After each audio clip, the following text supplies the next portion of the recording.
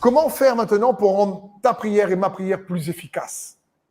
Premièrement, c'est en imitant plus Jésus. Écoute bien ceci. On a appris en tant que, souvent chrétien, en tant qu'enfant de Dieu, à prier à Jésus.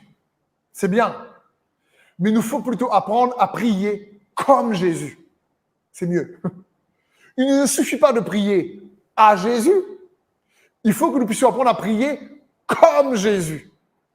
Et ça fait une différence énorme. Les disciples eux-mêmes dans les évangiles, lorsque Jésus leur apprend à prier la prière du Notre Père, les disciples eux-mêmes, qui étaient habitués à prier depuis leur enfance, depuis qu'ils sont bébés, ils étaient dans les synagogues, ils ont vu plusieurs pharisiens prier, sacrificateurs, souverains sacrificateurs. Mais il y avait quelque chose dans la vie de Jésus qui les interpellait. Il y avait quelque chose dans la vie de Jésus qui était différent dans sa manière de prier.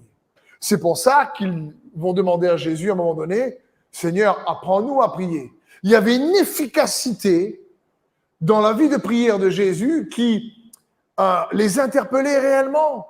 Ils voyaient que Jésus n'était pas dans des prières machinales ou dans des récitations, il était vraiment dans une conversation, il était vraiment dans sa prière. C'est comme, si vous préférez, j'aime dire, comment faire pour toucher le cœur de Dieu lorsqu'on prie, si notre cœur à nous n'est même pas touché lorsqu'on prie. Si on n'est même pas dedans la prière, on veut que Dieu soit dedans.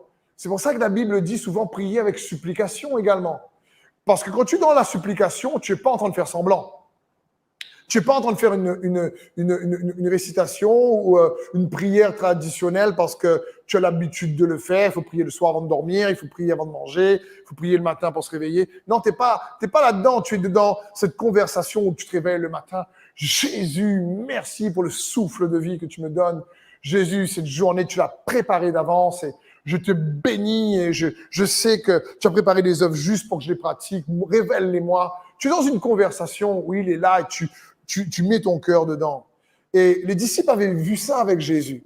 Il avait vu qu'il arrivait réellement à faire une différence. Et Jésus leur a dit, mais quand vous priez, dites notre Père qui est aux cieux.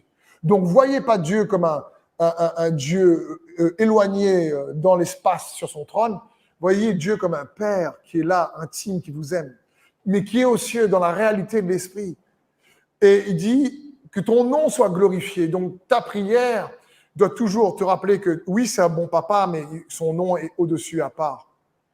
Et il dit que ton règne vienne et que ta volonté soit faite sur la terre comme au ciel. Et il dit toujours, oui, amenez la réalité du ciel sur la terre au travers de vos circonstances lorsque vous priez. Et donc, je crois que cette prière du Notre Père extraordinaire que Jésus nous a donné à ses disciples, et cette prière écrite dans les évangiles, on doit essayer de se l'approprier de mieux en mieux, de plus en plus. Et donc, premier point, comment rendre notre prière efficace?